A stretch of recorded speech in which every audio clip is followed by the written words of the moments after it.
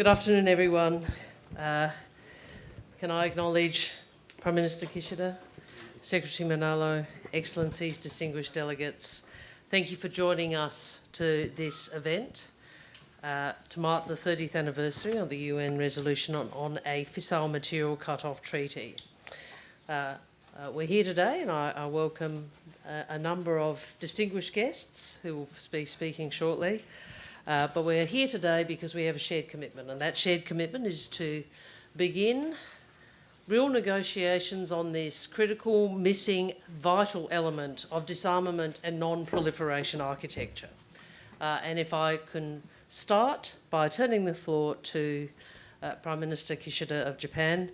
Prime Minister, if I may say, your leadership on nuclear disarmament is deeply appreciated.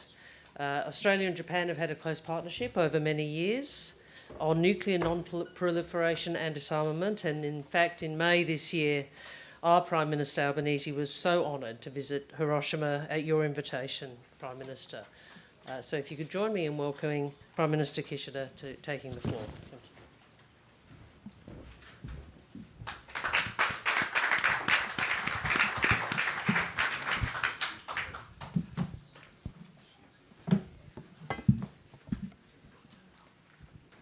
Thank you, Minister Wong. Let me speak in Japanese.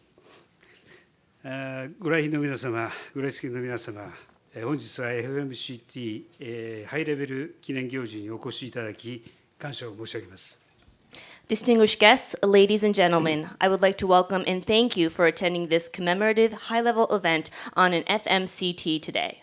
私は唯一の戦争被爆国である日本の責任ある政治家として、また被爆地広島出身の総理大臣として、いかに道のりが遠く厳しいものであったとしても、核兵器のない世界に向けた現実的な歩みを一歩ずつ着実に進めていきたい、そう心に誓っています。私は核軍縮をライフワークとして、政治家人生を通じ一貫して取り組んできました。Coming from the only country to have ever suffered from the atomic bombings during a war, and as a prime minister hailing from Hiroshima and a responsible Japanese political leader, I vow to surely advance every realistic step towards a world without nuclear weapons, no matter how difficult and lengthy the path may be. Since the first day I became a politician, I have made nuclear disarmament my lifelong mission.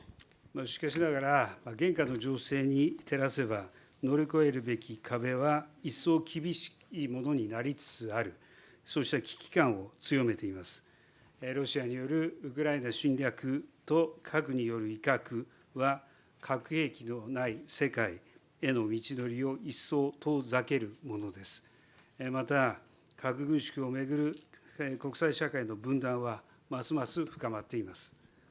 I, however, must admit my growing sense of urgency that the obstacles that need to be overcome to achieve my goal are only becoming greater given the current international situation. It goes without saying that Russia's aggression against Ukraine and its threats to use nuclear weapons have only made the goal of achieving a world without nuclear weapons further remote. This is in addition to the continued deepening of division besetting the international community. 今、世界は冷戦の最盛期以来初めて核兵器数の減少傾向が逆転しかねない、そうした瀬戸際に立っています。特定国による核戦力の急速な増強は他の国をも巻き込む核軍拡競争に火をつける可能性もあります。そのような時代になれば、世界の各地で平和を希求して連綿と紡いできた我々の努力の頭皮が揺らいでしまいます。Now, for the first time since the peak of the Cold War, the world is on the cusp of a reversal of the decreasing trend of the global number of nuclear arsenals. The rapid buildup of our nuclear arsenals by a certain country could spark a nuclear arms race involving other countries. Should such a situation occur, the flame of unwavering efforts made all around the world aspiring for peace and passed over generations will be put at risk. そのようなことを防ぐためにも、今こそ核分裂性物質の生産禁止により、核兵器の量的向上の制限をかけ、世界的な核兵器数の減少傾向を維持していく必要があるのではないでしょうか。Shouldn't we limit the quantitative improvement of nuclear weapons by banning the production of fissile material for nuclear weapons now to maintain the declining trend of global nuclear arsenals? それこそが FMCT が達成したいことなのです。核兵器を核分裂性物質の生産を止めること、核兵器の数を根っこのところで抑えようという発想です。この FMCT のアイデア自体は30年前提案されたものです。それ以来、軍縮の専門家たちは技術的な要素について議論を重ねてきました。残念ながら、まだ FMCT は交渉開始すらできておりませんが、我々は今こそ FMCT を必要としています。This is exactly what an FMCT aims to achieve, stopping the production of fissile material for nuclear weapons. The idea is to constrain the number of nuclear weapons at its root. The concept of an FMCT was proposed 30 years ago. Hence, experts have engaged in numerous dialogue over its technical elements. Unfortunately, negotiations on an FMCT have still not begun, but we are in need of an FMCT than ever before. 私が出席した昨年の NPT 運用検討会議では、広島アクションプランを発表し、FMCT の交渉の早期開始を改めて呼びかけました。また、本年5月の G7 広島サミットで発出した核軍縮に関するG7 首脳広島ビジョンにおいては、FMCT への政治的関心を再び集めることをすべての国に強く求めました。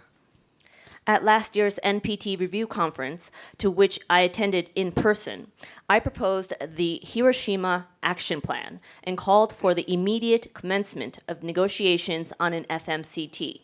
And in the G7 Leaders Hiroshima Vision on Nuclear Disarmament, which we issued at the G7 Hiroshima Summit G7 Summit in Hiroshima this May, we urged all countries to refocus their political attention on an FMCT. 核軍縮不拡散の礎石である NPT 体制の信頼をつなぎ止め、さらなる分断をもたらさないためにも、我々政治リーダーが今、先頭に立つ必要があります。昨年の運用検討会議の結果など、NPT をめぐる現在の状況に私は強い危機感を覚えています。核兵器国が率先して NPT における義務を果たし、全加盟国がそれに呼応して NPT 体制の堅持と前進を図らねば、世界の分断を防ぐことは不可能です。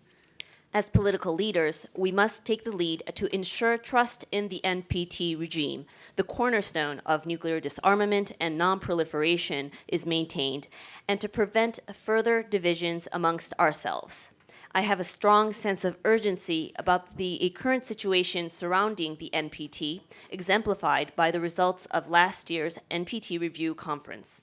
It is impossible to prevent division taking hold in the world unless nuclear weapon states proactively fulfill their obligations under the NPT, and all member states respond in kind by maintaining and advancing the NPT regime. グテーレス国連事務総長が提唱する新平和への課題では、既存の軍縮機関の停滞が指摘をされ、その再活性化の必要性が掲げられています。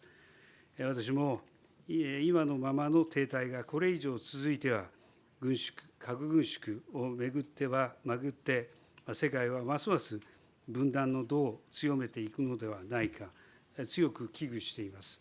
NPT 体制は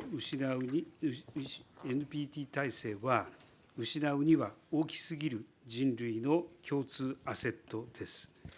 A new agenda for peace, proposed by UN Secretary General Guterres, points out the deadlock of existing disarmament institutions and the need to reinvigorate them. I also share the concern that the division besetting the world over nuclear disarmament will be more entrenched should the current stagnation continue. The NPT regime is a common asset for all humankind that is too important to be put at risk. 皆で一緒に考え、知恵を出しましょう。私の広島アクションプランはその土台を提供するものです。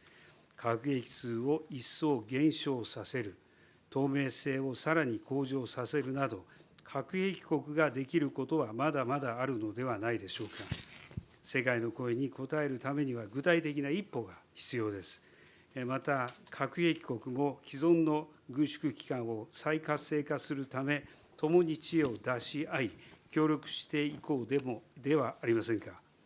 Let us collectively pull together our ideas and wisdom. The Hiroshima Action Plan, which I proposed, provides a foundation for this. There must be more that can be done, including further reducing the number of nuclear weapons and improving transparency among nuclear weapon states. We need to see concrete actions to heed the voices raised around the world. And as non-nuclear weapon states, let us also muster our wisdom and work unitedly to revitalize the existing disarmament machinery.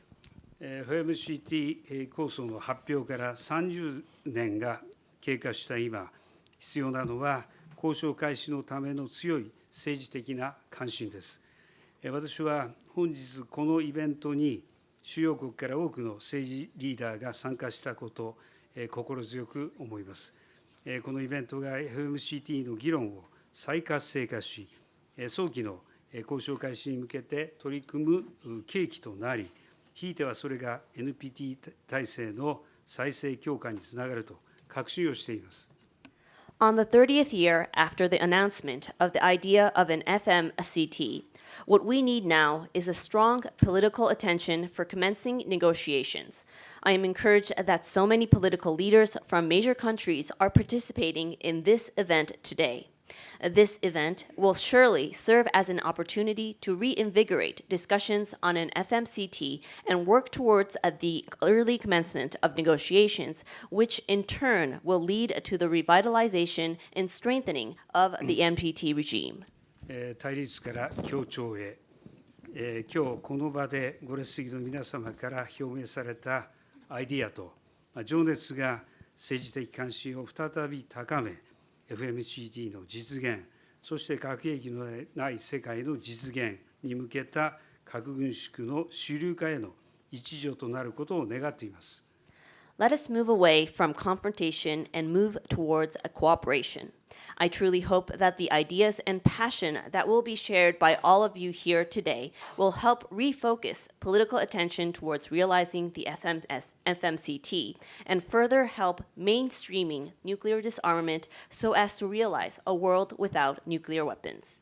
今日が FMCT の交渉入りに向けた新たな幕開けとなるよう共に取り組んでいきましょう。Let us work together to make today a new beginning towards the commencement of negotiations on an FMCT. ご清聴ありがとうございました。Thank you so much.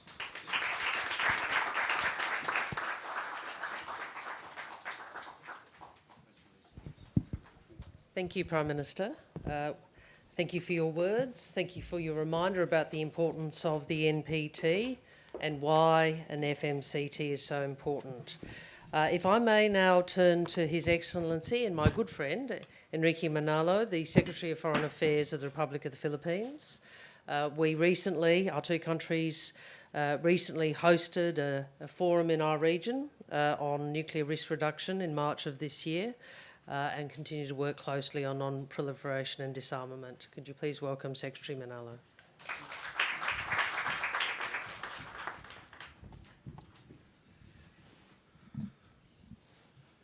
Prime Minister Kishida, Minister Wong, Excellencies, distinguished delegates, colleagues, the Filipino people have always been unequivocal in our rejection of nuclear weapons. The Philippines is therefore proud to stand with Japan and Australia to breathe life into the long-standing international efforts towards a fissile material cutoff treaty. Together with the NPT and the Comprehensive Nuclear Test Ban Treaty, an FMCT is an essential building block of an enduring nuclear disarmament architecture. 30 years since the General Assembly urged the Conference on Disarmament to negotiate an FMCT, our work on nuclear disarmament has become more urgent. As President Marcos Jr. said at the General Assembly last year, quote, "Nuclear weapons continue to pose an existential threat despite our efforts to build norms that resoundingly prohibit them." Nothing ever justifies the use of nuclear weapons. Yet obsolete security concepts anchored on nuclear weapons continue to drive policy in many countries. In the context of the conflict in Ukraine, there have been regrettable pronouncements undermining our conviction that a nuclear war must never be fought because it can never be won. In the Asia-Pacific and Indo-Pacific, expansions of nuclear arsenals are being undertaken with disappointing opaqueness.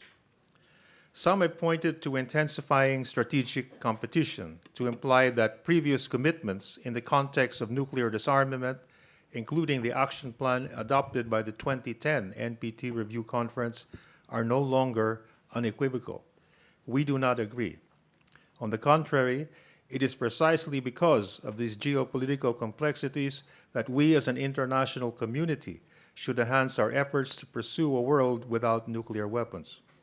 Towards this end, the entry into force of a multilateral, non-discriminatory, and effectively verifiable FMCT is urgent.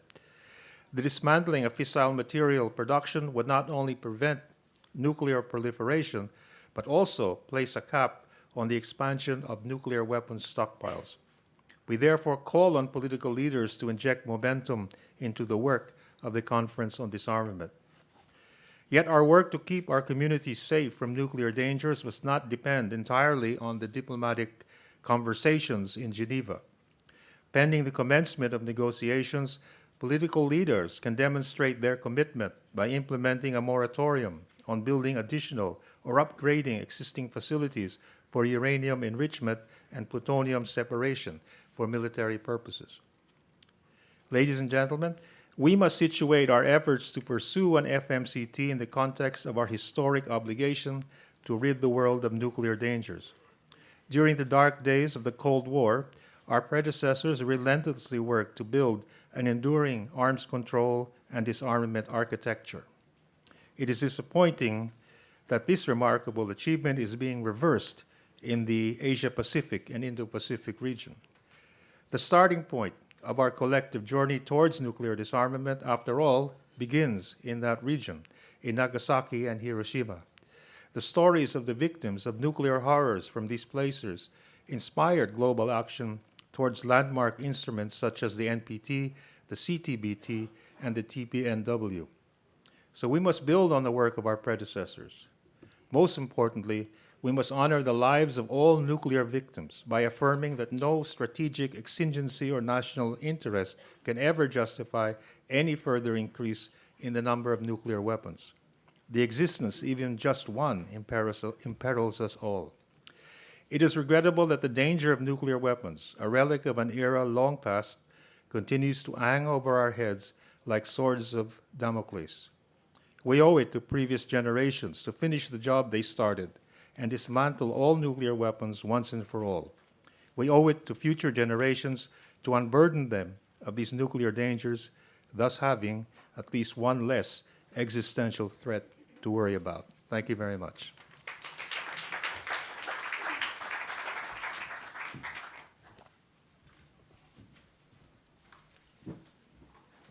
Thank you, Secretary. And if I can take off my moderating hat and briefly make a contribution as a keynote speaker, can I acknowledge Prime Minister Kishida, Secretary Manalo, my counterpart ministers, distinguished colleagues, excellencies, and all distinguished delegates. I want to thank Japan and the Philippines for co-hosting this meeting in support of a treaty banning fissile material for nuclear weapons, or an FMCT.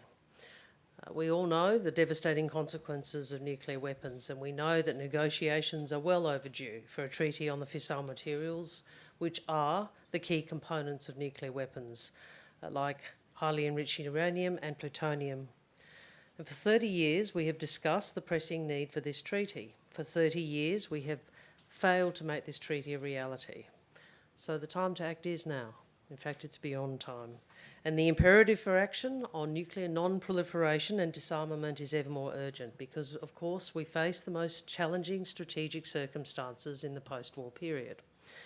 Under Secretary-General Nakamitsu, who will speak to us shortly, has warned that the risk of a nuclear weapon being used is currently higher than at any time since the depths of the Cold War.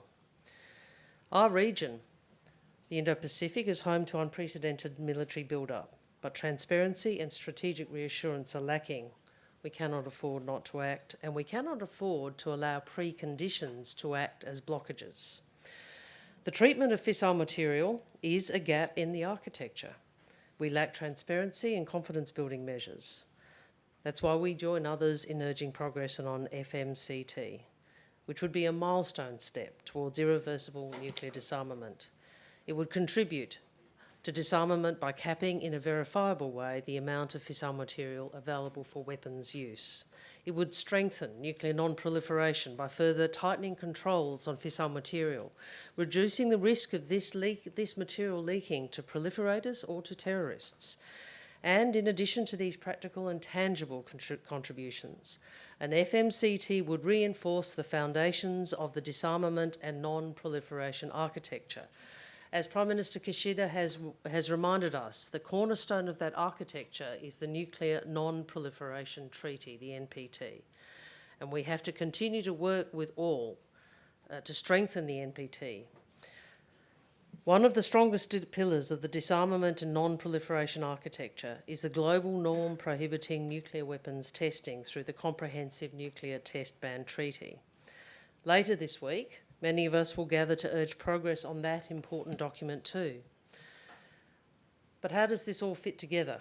Well, an FMCT would have a multiplier effect on the NPT and the Comprehensive Test Ban Treaty. The combined effect would drastically limit nuclear arsenals, both quantitatively and qualitatively.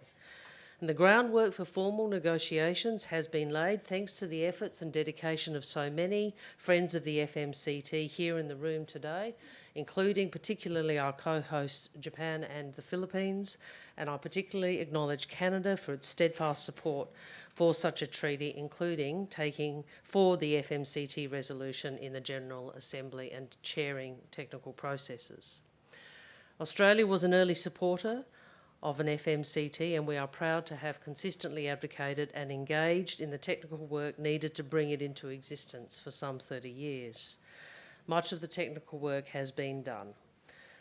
So today, I urge all of us to renew our commitment to bring this treaty into existence. I urge all of us to redouble our efforts to make our world a safer place. Because actually there's no reason why negotiations can't start now, without delay or preconditions. Differences can be worked through over the course of discussions. In fact, that is the purpose of negotiations, and we are all familiar with it. The only obstacle, the real obstacle, is a lack of political will. So that's why we must focus on galvanising others on the pathway to an FMCT. To maintain momentum and forge strong foundations for a treaty, we can engage in confidence-building measures. And an immediate step is a moratorium on the production of fissile material for nuclear weapons. This can be done unilaterally, as some nuclear weapon states have already done, sending a strong signal of commitment to a world without nuclear weapons. Some 30 years ago, shortly after the FMCT resolution was first passed at the United Nations General Assembly, the person who then held this role, Australian Foreign Minister Gareth Evans, urged support for 3 treaties: an FMCT, the Comprehensive Test Ban Treaty, and a Southeast Asia Nuclear Weapon-Free Zone, later known as the Bangkok Treaty. These were seen by Gareth as essential elements of a broad agenda to address the interests and apprehensions of the peoples of the world. Well, we have 2 out of 3, almost. The CTBT and the Bangkok Treaty have long since opened for signature, and they have had a significant normative impact. But the gap is FMCT. That's the gap before us. So I today, again, renew Australia's call for action, and I urge all who are here and beyond to lend your strong support to an FMCT and to encourage others to join. Thank you very much.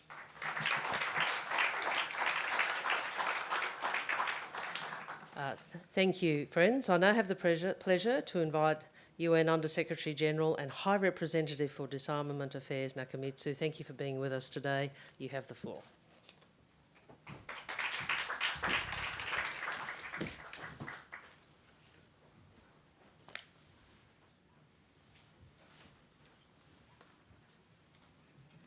Your Excellency Prime Minister Kishida, Your Excellency Minister Wong, Your Excellency Secretary Manano, Excellencies, ladies and gentlemen, at the outset, I would like to congratulate Australia, Japan, and the Philippines for reviving the high-level meeting on a treaty prohibiting fissile material production for nuclear weapons and other explosive devices. I would also like to thank them for inviting me to speak. Prohibition of fissile materials is an essential pillar of a world free of nuclear weapons. Nuclear disarmament is not possible without a legally binding, verifiable treaty. Such an instrument, first mooted in early days of a nuclear era, is one of the most outstanding pieces of disarmament business. Simply put, the international community has done just about everything short of actually negotiating a treaty. Largely thanks to Canada, and on the back of a so-called Shannon mandate, we have had widely supported resolutions, groups of governmental experts, and high-level expert preparatory group. All of these efforts have laid the grounds for negotiations and have built a technical basis for a treaty. And yet, we have not commenced negotiations. The moratoriums announced by several nuclear weapon states are enormously beneficial as confidence-building measures and norm reinforcement. I strongly encourage those states that have not yet done so to adopt such moratoria and publicly report on fissile material holdings. However, moratoriums are not substitute for a multilateral treaty. I am concerned that we may have surrendered to seeing a fissile material treaty as being unachievable. Concerns about existing stocks are valid, but they should not be an obstacle to negotiations. The Conference on Disarmament remains the most appropriate venue for negotiations, but recent years have seen disarmament negotiations take place in a variety of forums. What matters most is that negotiations commence and that they commence in good faith. So I would ask that all states present here today take this opportunity to rebuild impetus towards a fissile material treaty. I would ask that you invest the intellectual muscle required to devise the innovative solutions that can unblock the decades-long impasse.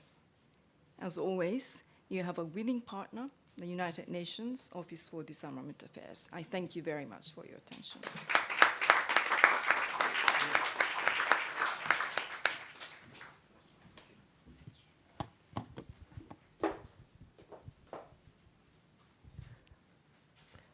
Thank you very much, Under-Secretary General, and not only for those remarks, but for your long history of activism and work in this area.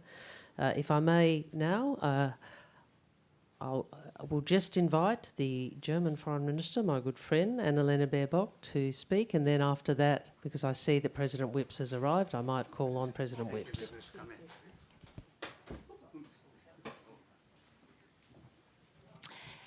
Good afternoon, Prime Minister Kishida, Secretary for Foreign Affairs Enrique Manolo, and Foreign Minister Wong Dia Penny. Ladies and gentlemen, what's the point in speaking up for nuclear arms control today? Some, probably outside of this room, might say this is futile in a world where a permanent member of the Security Council is waging a war of aggression to subdue its neighbor, and where proliferation crises and nuclear buildups are challenging the very core of the Non-Proliferation Treaty. But I am convinced, like my colleagues and friends, that in this world, speaking up for nuclear arms control actually matters more than ever. Because we all seek to uphold a global order that is based on clear rules, on international law and our UN Charter. And nuclear arms control from the beginning is a crucial part of this order, because it replaces uncontrolled arms races with mutual assurances of caps and constraints, because it provides transparency and insight into each other's intentions, thus making international relations more predictable. And because it provides common rules that make all people, all states, safer. That's why my country, Germany, will, as our friend countries, continue its work to preserve the Non-Proliferation Treaty and reduce nuclear risks, with partners from East and West, from North and South, in the Non-Proliferation and Disarmament initiatives, as well as the Stockholm Initiative.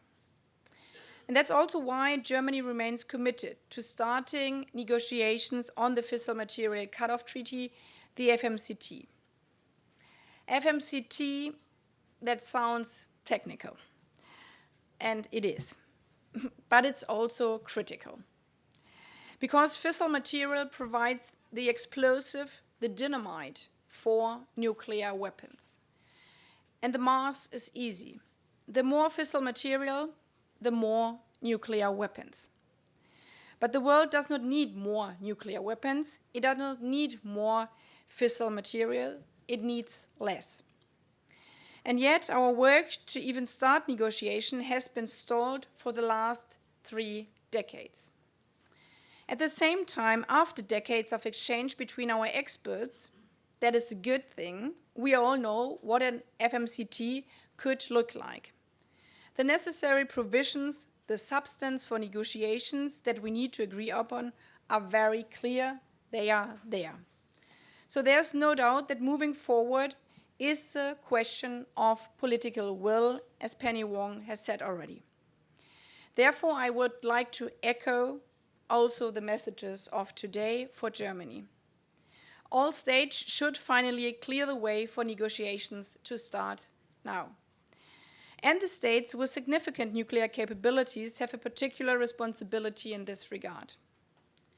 Germany stands ready to continue working for an FMCT at the Conference on Disarmament and through resolutions at the General Assembly. As a first step, as already said, all states should declare and uphold voluntary moratoria on the production of fissile material for the use in nuclear weapons. We call on China, the only nuclear weapon state under the NPT that has not yet declared such a moratorium, to do so without delay. Colleagues, ladies and gentlemen, now is the moment for us to speak up for nuclear arms control. Not because we are naive or because we harbor unrealistic hopes, but because it's crucial to a world order in which international law and common rules prevail, an order that protects our security, our peace for all the people. Thank you very much.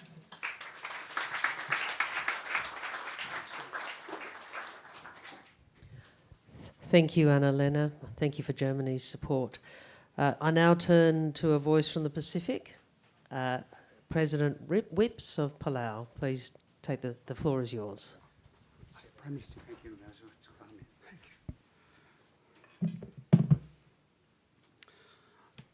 A very good afternoon, Prime Minister Kishida, Secretary Manolo, Foreign Minister Wong.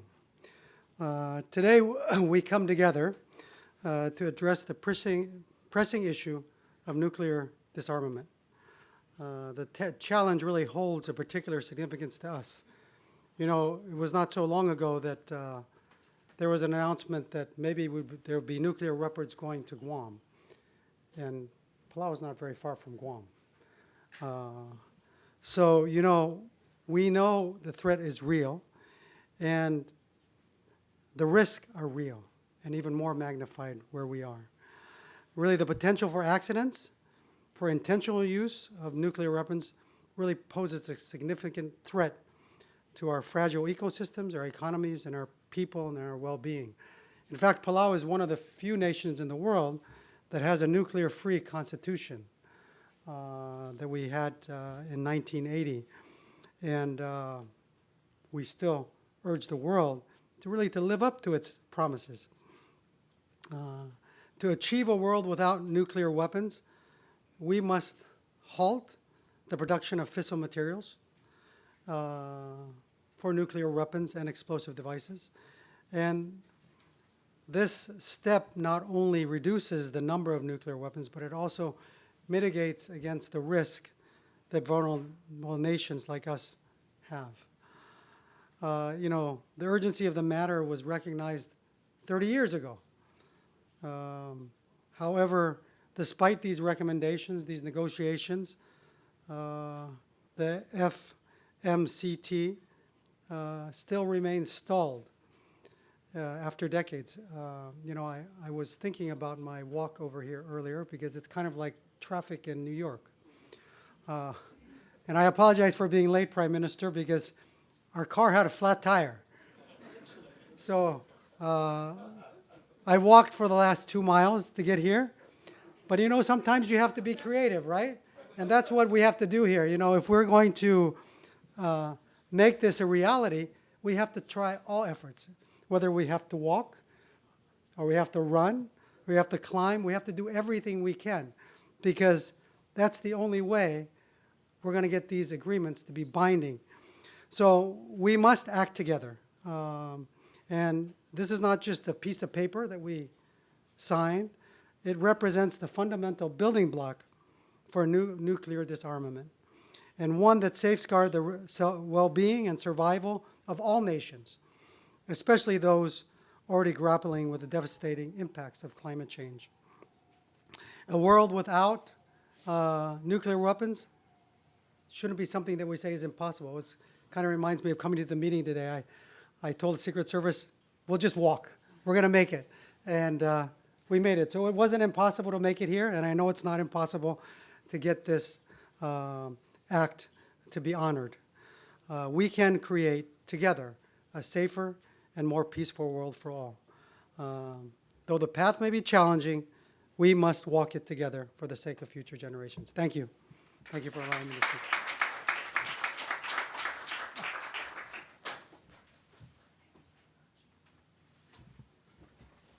Thank you, President Whipps. I now would invite Minister for Foreign Affairs of the Netherlands, Ms. Bruinslot, to come to the floor and make some remarks. Thank you very much. And after that, we'll go to Egypt. I think the Honourable Minister has arrived. Good to see you. Your Excellencies, ladies and gentlemen, I quote, "At this moment of panoramic change, of vast opportunities and troubling threats, we must all ask ourselves what we can do. As a community of nations, we must once again dare to dream of what might be, for our dreams may be within our reach." These are the words of US President Bill Clinton in his address to the UN General Assembly in 1993. It was in this speech that a treaty to ban the production of fissile material for nuclear weapons was first proposed. Today, we must sadly conclude that, for now, some dreams remain out of reach. But that doesn't mean that they can never be reached. Once again, we are living in a moment of change, opportunity, and threats. Russia's invasion of Ukraine has placed nuclear weapons firmly back on the agenda. The trust that is needed for disarmament and a nuclear weapon-free world is difficult to imagine at this moment. But doing nothing is simply not an option. So we must take smaller but still meaningful steps towards a world without nuclear weapons, while at the same time ensuring security for all. Finally, starting the negotiations on this 30-year-old initiative should be one of those steps. For the first time in decades, nuclear arsenals are growing again instead of shrinking, and trust between the great powers is low. So we need to rebuild trust and confidence. It is a much-needed step. The FMCT would be a meaningful and important way to do this. So the Netherlands wants negotiations on the treaty to start immediately in the Conference on Disarmament in Geneva. And in the meantime, we urge all states who have not yet done so to declare and maintain voluntary moratoria on the production of fissile materials for nuclear weapons and other nuclear explosives. These are the steps we can take now, so we should take them. 30 years ago, President Clinton urged our predecessors to dream of what might be. Today, let us move beyond dreams and start the work needed to turn those dreams into reality. Thank you.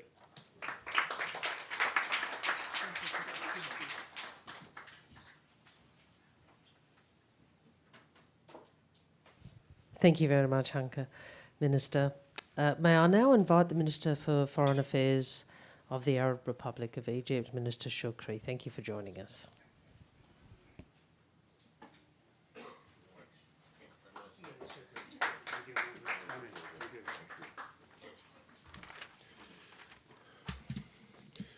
Your Excellency, Prime Minister Fuyamo, Prime Minister of Japan, Your Excellency, Secretary of Foreign Affairs of the Philippines, Sir Manolo, Your Excellency, Ms. Wang, Minister of Foreign Affairs of Australia, distinguished colleagues, I would like to express my sincere appreciation to the governments of Japan, the Philippines, and Australia for convening this event, which provides a valuable opportunity for discussing a topic that has been on the international agenda for decades, yet continues to be shrouded in heated debate.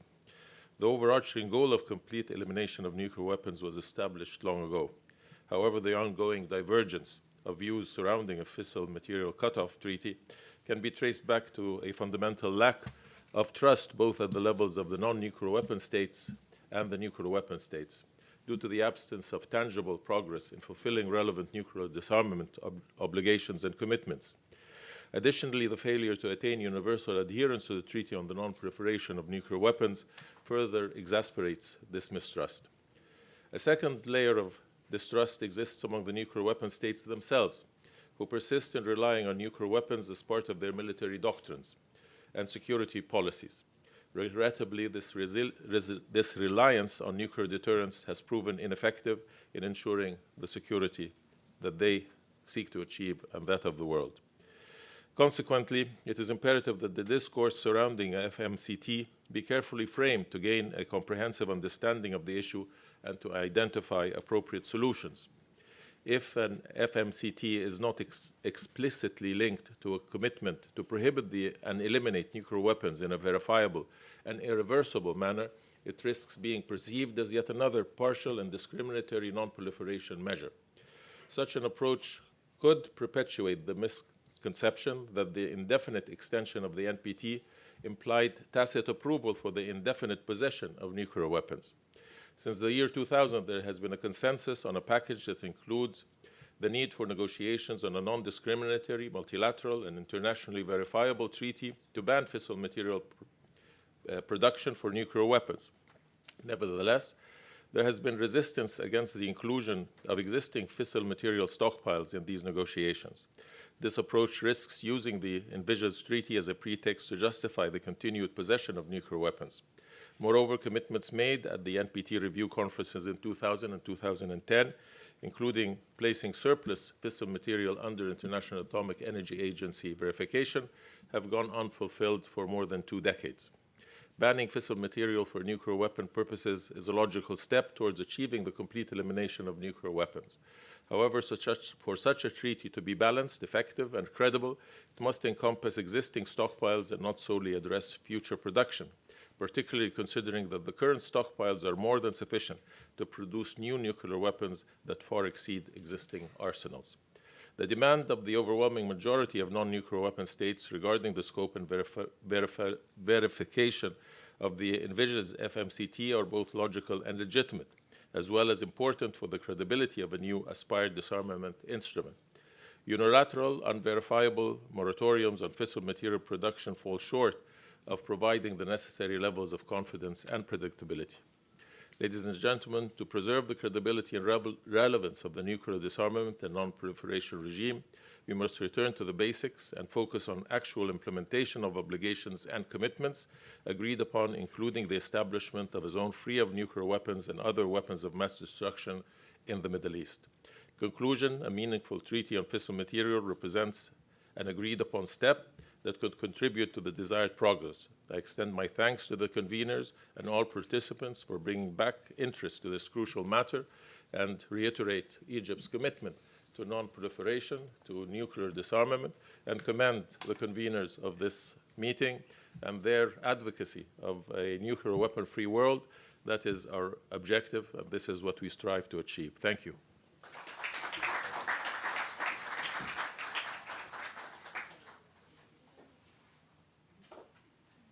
Thank you very much, Your Excellency.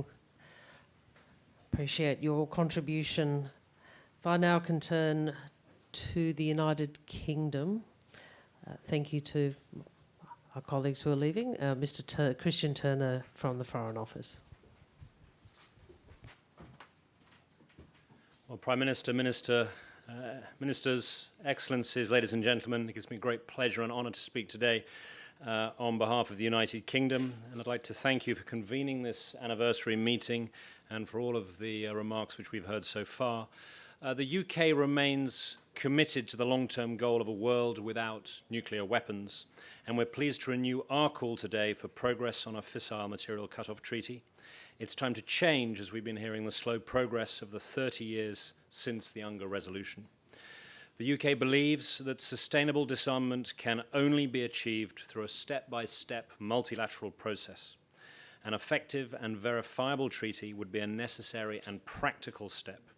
For that reason, it must remain a priority for all of us here and for the international community if we want to achieve our goal of nuclear disarmament with undiminished security for all. Since 1993, the UK has continually called for negotiations to begin. We maintain a voluntary moratorium on the production of fissile material for nuclear explosive devices and call on all states that have not yet done so to do the same. The UK took an active role in the 2014-15 group of government experts and the 17 to 18 high-level expert preparatory group.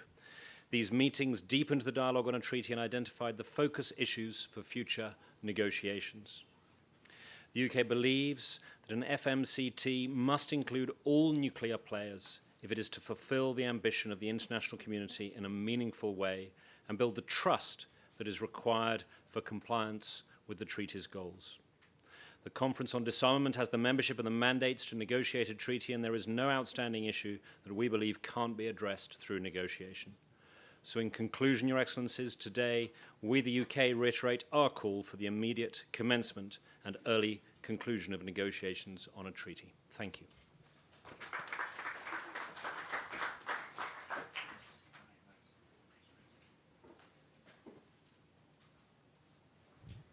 Thank you.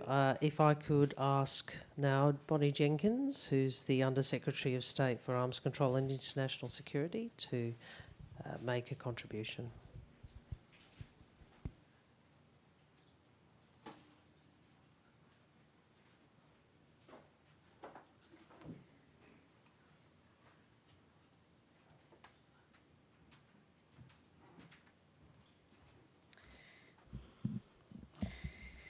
Hello, everyone.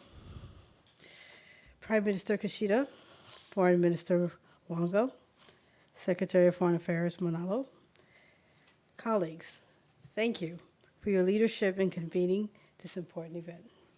As highlighted by the G7 leaders in Hiroshima this May, commencement of negotiations of a treaty banning the production of fissile material for use in nuclear weapons or other nuclear explosive devices is long overdue and increasingly necessary.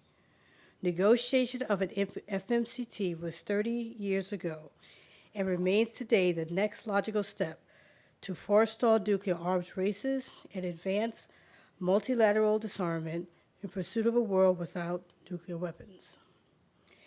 As we have for many years, and in keeping with our Article 6 commitments under the Nuclear Non-Proliferation Treaty, the United States remains firmly committed to taking all possible steps to advance this foundation-setting element of the disarmament agenda.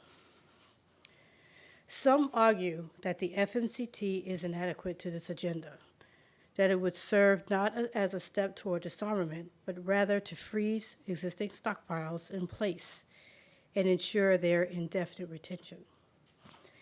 We reject this perspective. The FMCT is not by itself a solution to the issues facing nuclear arms control, which are significant. It cannot by itself prevent nuclear war or accomplish total nuclear disarmament. We can and must pursue multiple reinforcing measures, dialogues, and compromises to realize our arms control objectives, built on the cornerstone of the NPT and of which FMCT is a critical plank. But while it is not the only disarmament step, the FMCT is an essential next step if we are to work towards achieving a more secure world. What an FMCT would do is place a verified cap on the production of new fissile material for use in nuclear weapons or nuclear explosive devices. Doing so would limit the unconstrained expansion in nuclear arsenals and play a stabilizing role in today's deteriorating global and regional security environment, and in doing so, help reduce nuclear risks. This contribution is why negotiation of an FMCT must begin without further delay. As recognized by the international community repeatedly over decades, as reflected in the consensus decisions of the 1995, 2000, and 2010 NPT review conferences, and as underscored by our gathering here today. The greatest mistake we can make today would be to underestimate the utility of an FMCT at the precise moment in history when it is most urgently needed. One need only consider the rapid nuclear buildup underway in the PRC, the only NPT nuclear weapon state not to implement a voluntary moratorium on the production of fissile material for use in nuclear weapons. This is hardly conducive to the pursuit of mutual security or nuclear restraint. This environment inevitably risks impacting conditions of strategic stability that have proven to be so essential to the health and durability of a global non-proliferation regime. Unfortunately, despite the many years that have passed and the determined efforts by many, FMCT negotiations have not begun at the Conference on Disarmament in Geneva. Despite creative proposals, expert work, and draft treaty texts, negotiations and any meaningful progress have been stifled in that venue by one or two states. It is natural and appropriate that negotiation of an FMCT should take place at the CD. This kind of work is precisely why the CD was created in the first place. We share the disappointment of many of those that this has not been able to happen in Geneva, and we will continue to exercise every available venue to find a way forward in that body. If, however, it remains the case it is not possible to move forward on the FMCT in the CD, then it is time to consider alternative venues. Whether inside or outside of the CD, the U.S. position will remain that FMCT negotiations should take place on the basis of consensus with the participation of all key states and on the basis of already defined substance and terms of negotiations. We understand and anticipate that those negotiations would be challenging, but at least they would begin. We challenge our partners and other key states, in particular the 5 nuclear weapon states, to join us in finding a way forward on this urgent priority. Thank you, Prime Minister Kishida, Foreign Minister Manalo, and FM Wong for convening us here today in this format to reiterate our commitment to this important goal and to reaffirm our determination to find a way forward. Thank you.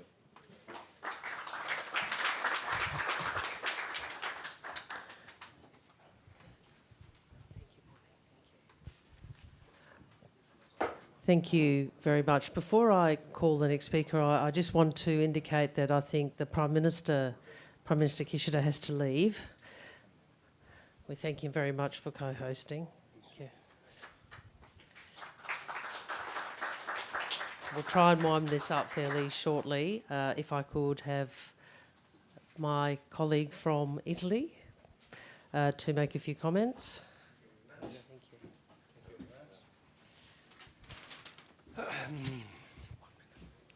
Good morning, ladies and gentlemen, excellencies. I thank Japan, the Philippines, and Australia for organizing this important event, which gives us the opportunity to underline the need to focus on the fissile material cut-off treaty. Indeed, the current global security environment demonstrates the need to preserve and further strengthen the nuclear disarmament and non-proliferation framework. Italy firmly believes that the negotiation of the new treaty dealing with fissile material is a concrete step towards nuclear disarmament. The basis for such a negotiation is the Conference on Disarmament Document 1299 and the mandate for non-discriminatory multilateral and internationally verifiable treaty.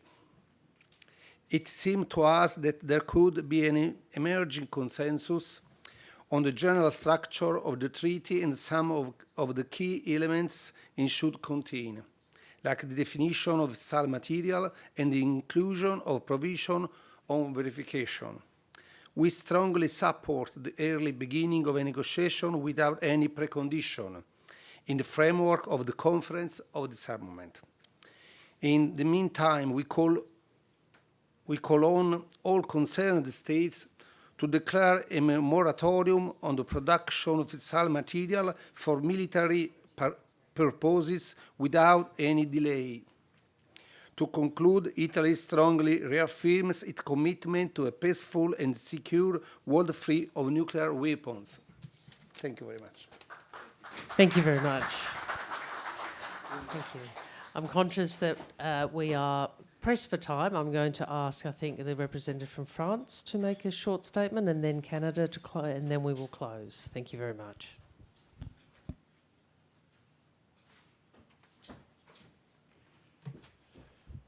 Thank you very much, Mr. Minister. Ministers, Your Excellencies, dear colleagues, ladies and gentlemen, I'll try to be as short as possible. But this is a very important topic for us, so I do think this is very important. I'm very honored by this opportunity to speak in front of you. First of all, I would like to warmly thank the government of Japan, the Philippines, and Australia for hosting this event to discuss the state of the fissile material cut-off treaty. As you know, this is a very important topic for France. It is one with which we have been very active in the past decade. I would like to take this opportunity to elaborate on France's experience first, and then to explain how we do think that a cut-off treaty is essential and remains a priority for us. First of all, as you know, France is a nuclear weapon state which has dismantled its facilities for the production of fissile material for use in nuclear weapons in 1996 in a manner of irreversibility. A few months ago, France organized a visit for Geneva-based ambassadors to our fissile material production site, which was dismantled at that time. The decision to stop the production of fissile material for nuclear weapons in 1992 for plutonium and 1996 for highly enriched uranium was part of a broader decision to adjust French military capacities to the security context created by the end of the Cold War. This adjustment also translated into putting an end to nuclear tests in 1996. In both cases, France immediately declared moratoriums. From a disarmament perspective, both decisions were taken as part of our step-by-step approach to disarmament, in line with our obligations under Article 6 of the NPT. With this in mind, France was also one of the first nuclear weapon states to ratify the Comprehensive Test Ban Treaty in 1998. And for the same reason, since the adoption of the Shannon Mandate by the Conference of Disarmament in 1995, France has called for the immediate initiation of negotiation on a fissile material cut-off treaty. It is key to ensure the fact that the decision to the end of the production of fissile material production for nuclear weapons is irreversible. France has followed through on this approach. High-level political statements have made it very clear that we did this decision forever. Most importantly, we have pursued a long, complex, and costly process of dismantling production facilities. If negotiations to that end are to begin on a sound basis, as we hope they will, states need also to create confidence. This requires transparency. With this in mind, France was a nuclear weapon state which has decided as early as 2008 to be transparent on its nuclear arsenal and regularly update this information. This was for the French experience. For the rationale for the FMCT, we do think that this is, again, a very important topic. The political relevance of the FMCT as an essential and irreplaceable step for concrete progress toward a nuclear weapon-free world remains unchanged. This is more relevant than ever, given the current trends. The FMCT will provide tangible benefits. It will provide for realistic and effective progress to be made in implementing Article 6 of the NPT, without jeopardizing regional and international stability, and in line with the principle of undiminished security for all. France regularly recalls that nuclear disarmament and transparency expectations can only be satisfied through a realistic and step-by-step approach. In this regard, negotiations on the FMCT are one of the most urgent, concrete, and logical steps towards nuclear disarmament. We deem it extremely important for this issue to remain a priority. France will continue to fully support the efforts undertaken to keep the FMCT on top of the disarmament agenda. To conclude, I would like to thank you again, Japan and the Philippines, for organizing this event and providing the necessary leadership to maintain a high-level visibility on this critical issue for nuclear disarmament. I thank you for your attention.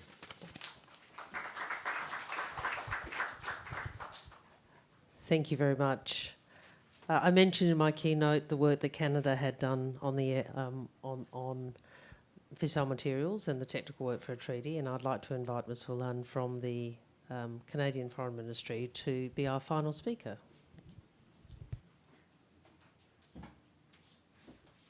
Thank you, Minister, and thank you to all of the co-conveners of this conference for putting this event together to spur momentum on commencing long overdue negotiations on a treaty banning fissile material for use in nuclear weapons. Don't worry, it does trip off your tongue after a few years.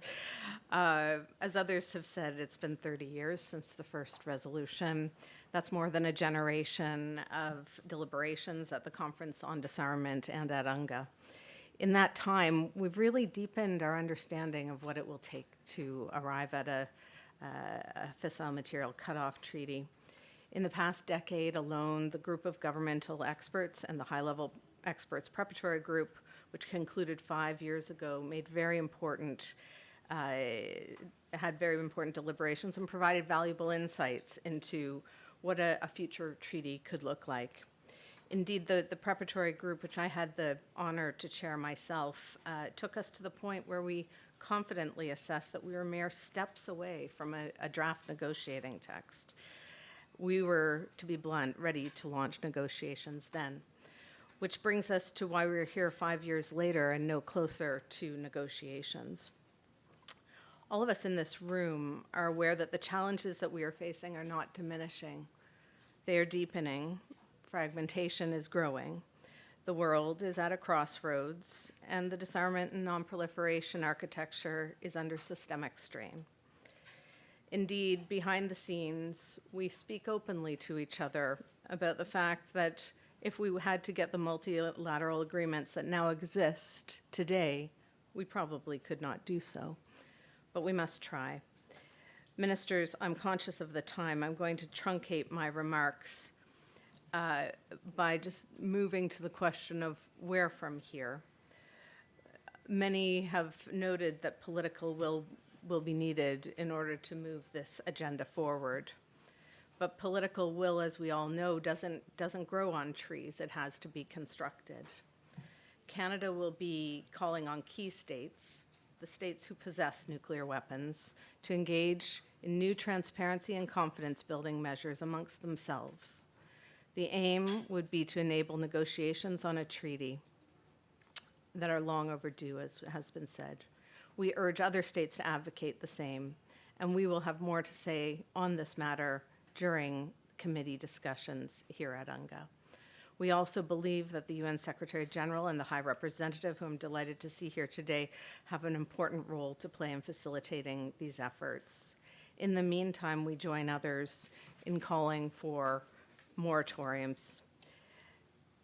Ladies and gentlemen, I'll conclude by saying we all know our shared goal is a world without nuclear weapons, but there is no world without nuclear weapons without an FMCT.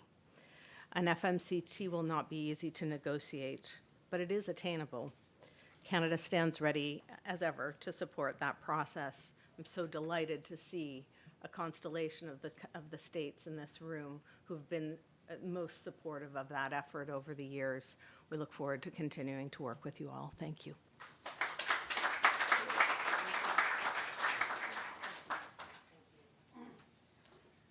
Thank you all. I'll just briefly turn to Enrique to make some very brief closing remarks, and then I will make a 30-second contribution, and then we'll say goodbye. After you.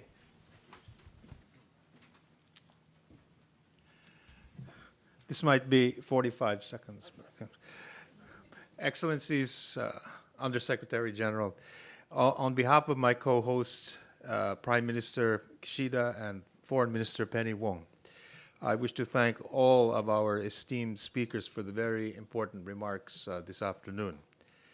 And it's from these remarks, it's fairly clear that many in the international community desire an early negotiation of an FMCT, which will help reduce the global stockpiles of nuclear weapons and therefore help us achieve a nuclear zero.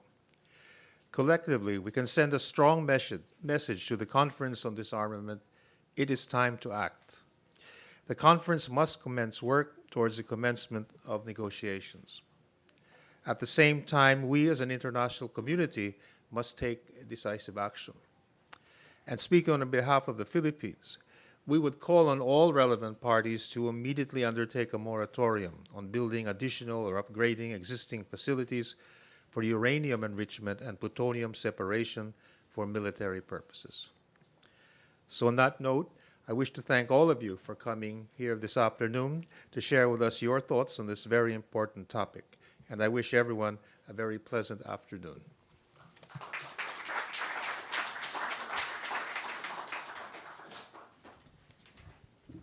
Well, thank you very much, Enrique. Can I thank the governments of Japan and the Philippines for co-hosting? Can I thank all of you? I know how busy this week is and how many demands on your time there are. Thank you all for coming, and I'll just close on this. I have heard in this discussion and more generally how hard it is. But I'm conscious of the words of the President of the General Assembly, where he reminded us that there is never a second, there is never a moment where we cannot choose to act. So if we don't choose to act, we are making a choice, and it's a choice that we don't want for future generations, because as Canada said, there is no world without nuclear weapons, without a fissile material cut-off treaty. So let's make sure we do not let the moment pass. Thank you all very much for coming and for contributing to this event. We really appreciate it.